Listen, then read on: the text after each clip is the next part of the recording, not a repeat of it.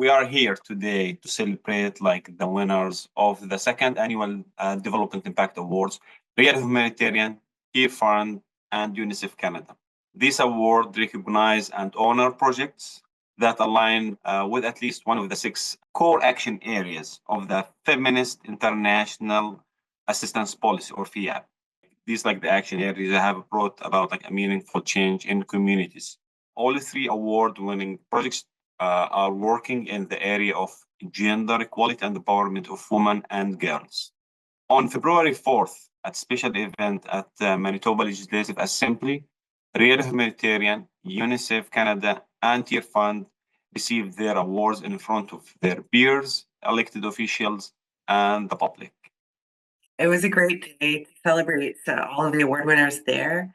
And so, let's dive in. Let's start the conversation. First, we're going to hear from Real Humanitarian, and then we're going to move into a discussion with all the winners about some of their learnings from this work.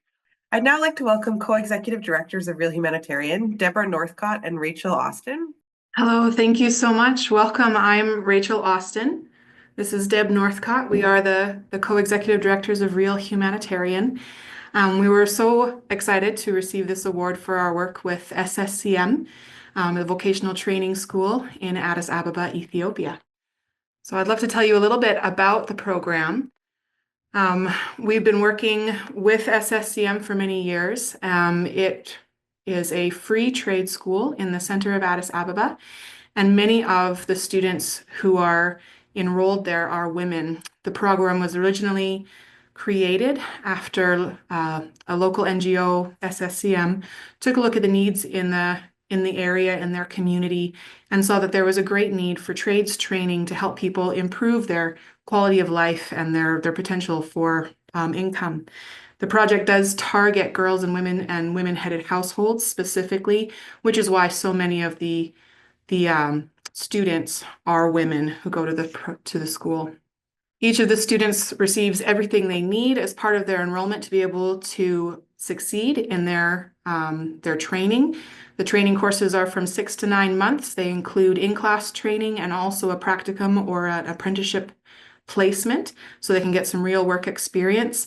At the end of the program, they take a national exam so that they have a nationally certified and recognized certificate in their trade of choice so that they're able to get work.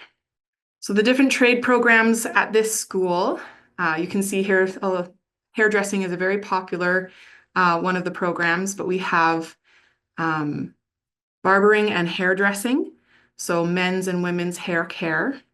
We have, you can see here, one of the classes as they're learning how to do men's hair care. At the end of each of the graduation classes, the students are given a gift of tools to take with them to be able to do their trade in future. Electricity is not particularly plentiful in Ethiopia, and so the tools they receive are quite often non-electricity dependent. So you'll see these curling irons. They're old-fashioned. You warm them up on a stove. That's something you can have. We also have a furniture making program where they can build tables, chairs, desks, ironing boards, many different things.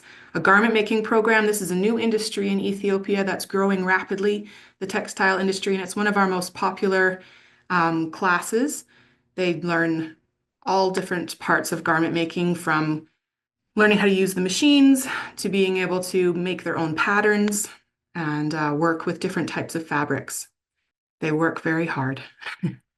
Before enrollment in a program, students are typically making below 2,500 birr a month, which is less than $45 a month Canadian. It's not very much. When they receive their certification and they're able to get jobs, this improves their monthly income to at least 8,000 birr per month, which is a vast improvement over what they've done, what they were able to make beforehand. We love being able to go to the graduation ceremonies of our students and help give them their tools and celebrate with them. There's always much excitement as they're working, going out into the workforce. Quite often, by the time they reach graduation, many of them have found job placements and are excited to share with us where they're working and how that's going to impact their lives.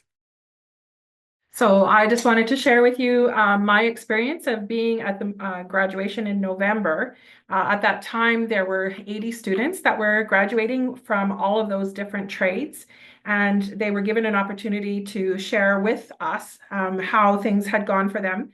A couple of stories that I wanted to share. First of all, one of the women that had been doing the hairdressing said that the classes are half a day, and after her placement practicum training, that hairdressing salon liked her so much they invited her to come and work with them on the other half of the day that she was not yet finishing her schooling. And so she started doing that, and she had been able to earn, between what they paid her and her tips, 4,000 birr a month, which she thought was a phenomenal amount. And there you could hear everybody cheering a little bit in the crowd for her. And then she announced very proudly that now that she had graduated, they had offered her full-time work, and they were starting her wages at 8,000 birr per month. And then she would have her tips and stuff on top of that. And the whole class erupted in cheers, and we're excited for her. Many of the students are coming from situations where they have had their schooling interrupted, either because they've come from an area where there was civil unrest, or they just have not been able to afford to continue going beyond grade 6 or 7. And so many of them have moved on in their life. They're married and have a family as they're coming back to looking at how they need to support, because they're now either on their own or their family is in such dire straits that they need 2 income earners. And so one woman that was there talked about how her husband had been ill for a long time, and they finally decided that she needed to go and get some training, because the selling small petty trade that she'd been doing just wasn't enough. And so she took the hairdressing course, and about 2/3 of the way through her hairdressing course, her husband passed away. And this was a real a huge change in her life, and the whole group rallied around her. All the other students and the staff at the center rallied around her, helped support her so that she could finish, and also gave her some tremendous positive reinforcement that she had completed her national exam and graduated, and was now, as a single parent, being able to go into the workforce and looking that she would be able to actually support her children on her own and with their family on her own. These are just 2 small examples of how this training changes people's lives. And having worked with this organization as a partner for the past 10 to 12 years, it is wonderful to see the changes that happen in people's lives, particularly women, as they look at how they can fully contribute to their family and their community, and have dignity in their job, and hold their head up in the community as someone who has something to offer and can look after their own needs. So thank you for letting us share about this wonderful program. Thank you for sharing this incredible project. These 3 projects that won the award this year, although they're in different countries, they're all focused on empowering women and girls and on gender equality. I'm wondering if you could share one lesson learned that others could learn from, or any best practices. Maybe we'll go to Real Humanitarian first, since we just heard about your project. One of the things that is a practical learning perhaps from this, as is typical in many African countries right now, there is a lot of insecurity, job insecurity, the workplace, the economy is changing all the time. Sometimes their currency is losing value in the global markets, and so what they used to be able to buy, they can no longer buy. So one of the successes or positives of this trade school scholarship that women receive as they go through and are able to take this trade training is that despite those changes and the higher costs for raw materials, for instance, in the garment making, a cost of a sewing machine, to actually get practical experience on how to use it, and then buying the raw material like fabric and the things you need to have in order to make a pattern, the students wouldn't be able to afford that. And so if they were somewhere else, their training would come to a halt because they just couldn't afford the raw materials. So the success of that training, having those materials paid for and having the tools there that they can readily use, they're guaranteed to have that experience to get full training that they need as they go through. So that's one of the lessons for us that we learned, that how critical it is to be able to provide all of those supplies and materials to make sure that they can actually get the practical experience that they need. One of the challenges that we have looked at in supplementing is that more and more women are coming to us with trauma or other issues from their past, and that can sometimes interfere with the learning process.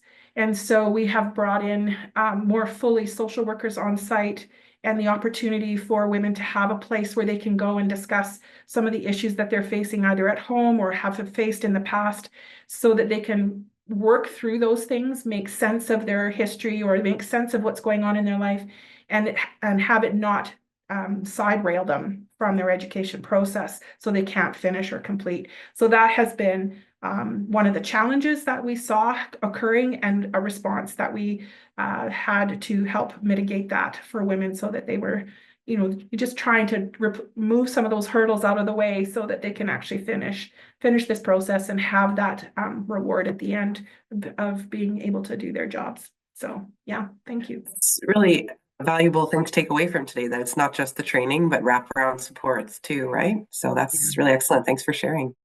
In your experience, what role does community engagement and support play in the success of gender equality initiatives? And how have you fostered that engagement? I think we heard a little bit in the last round, but I'd like to hear a little more. Sure, we can share that. Real Humanitarian has been very careful in all of the years that we come in. We have communities request that we come in and offer assistance, and we try and ask what is the problem, first of all, but then also ask them, how do you see this? What's the solution that you see would be most effective? And SSCM is probably a really good example of that. The Ethiopian NGO was created in response to a government request to meet a need, and that it evolved over time. Originally, it was just a place for street women and their children to stay, but that's not a sustainable or long-term solution.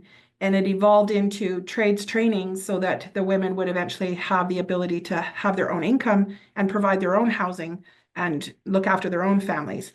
And so this is how that has evolved. When we came on the scene in about 2009, 2010, we came in originally as just helping to fund the program, but over time have become equal partners in this program as we look to the local community for solutions, and then we work together with them to build their capacity so they can actually meet those needs. And of course, financing is one of the ways that it is needed, the help is needed, but there's also the just the insight of what is being done in other places to help meet some of these needs as they look for them. So for instance, having social workers on site, which I mentioned was one of the sort of supports that we brought in to help women who are coming from many different backgrounds. This was a solution that they hadn't thought of because they hadn't seen it done locally, but we shared that it has been done in other places and been successful, and of course it's been successful there. So anytime that we look at a new term, all of the women who come and are enrolled in the process, they've come through a process of being referred by the local government. The local governments have bodies that know who are vulnerable, high risk within their geographical area. They make those referrals to the organization. They then do home visits. They visit the family. They talk to the community leaders, and as that process goes, of course, there's a short list that happens, and eventually people are admitted to coming in. The women themselves make a commitment that they're going to engage in this process. They're going to show up for the training. There's a commitment coming from all of those places, and the local community, of course, is involved in helping to try and support them as they can as well. So it is really a village helping this, these individuals that need to have this big change in their life. So it's very powerful when the whole community and all levels, all stakeholders are involved in helping to make this process work. So thank you. I like it. Yeah. I mean, really encouraging to hear you guys share about how your projects are doing that. And sort of you spoke about how, the program evolved over time and how the solutions really came from the community, even as you brought in ideas that have worked from other communities to try. So really interesting. Let's turn now to our last discussion question. What measures do you take to ensure the sustainability and long-term impact of your projects focused on empowering women and girls? Now, can we hear from Real Humanitarian for this one? It's always an interesting question when you're designing a program or trying to figure out what you should do. How will this have the best impact? How can we make this long lasting? How can we make sure the program works? One of the first things, as we mentioned, we always do is we work with local partners, people who really have an understanding on the ground of what the needs truly are and how can we fill those needs in a way that is practical and culturally relevant and that will actually work where we are trying to have an impact. Because we're a small, medium-sized organization, we're not able to grow to scale in the same way that other organizations can sometimes, but we focus instead on having a narrow and deep impact that whatever, even if it's not a huge population, the impact that we're having is a deep, long-term, long-lasting impact that takes a full transformation of where beneficiaries, where participants are before the program to where they are afterwards. And because we're small, that's something that we can really focus on as an organization, and especially with our really integral partnership with our local teams, our local partners, that we can really see that happening. And one of the things we've learned as a small organization as well is that when we're developing a program or developing a project term, that we really must take into account how long it takes for that to be self-sustaining, that we're not pulling out too soon, which is sometimes tempting when there's limited funding or limited staff, that you get it started and then you let them go. But maybe they're not ready. Maybe we're not ready. Maybe the students aren't ready. And so that we maintain that support and those wraparound supports, those helps not only for the students but for the program, so that we're not leaving things at a point where they're still not ready to stand on their own. So I think for us, those are kind of our learnings of how to really have a long-term impact and have that lasting sustainability of programs. Thank you so much, Rachel. We have a question for Real Humanitarian. How has the local community responded to your program, and what role have they played in its success? Because the trade school has been there for quite a while, the local community is quite aware of the school, and it's very well supported by local leadership and local areas. We are actually, a number of years ago, the local government, in seeing the value of the school, granted the leasehold of the land to the organization for free, so that they were able to operate the program without the cost of having to pay rent for the building and the land. And this has been a major piece of success in being able to operate the school, as it really cuts down on some of the expenses. We're able to really focus on providing the program and the materials for the students and not have to worry about changing rents or leasehold agreements. So the community is very supportive, especially the local government in the area is very supportive of the school. The support of it has actually grown. So the capital city, Addis Ababa, is broken down into regions and then sub-regions and then little communities, and they all have communication with each other. And the support for the school and the referrals for the school have grown to larger portions of the city, where it's not just the very, very local level that is referring to students to the school, but they're coming from farther away in the city and able to access that. And so we know that the success of the students and the success of the program has reached more ears as we're receiving more referrals from different areas of the city to be able to come towards that. So it is actually quite impactful for us that the community is supportive, because it really helps us be able to reach more people, and also to maintain the program with that government support of being able to have the space for free. Thank you, Rachel, for this answer. And yeah, I echo what you said. The community support and the government, I think one of the maybe success elements in your project. We have our last success story from Rachel. Yes, I have one story that stands out to me. Is one of the students. She was in the program prior to when we won the MCIC grant, but she went through the same program. Her name is Bazaihu, and she was a young girl who had not been able to finish school. She went through and took the hairdressing certification and was able to get work as a hairdresser.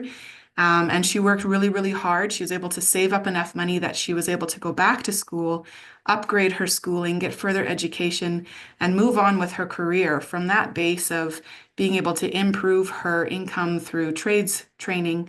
She was able to really transform her future and her career path.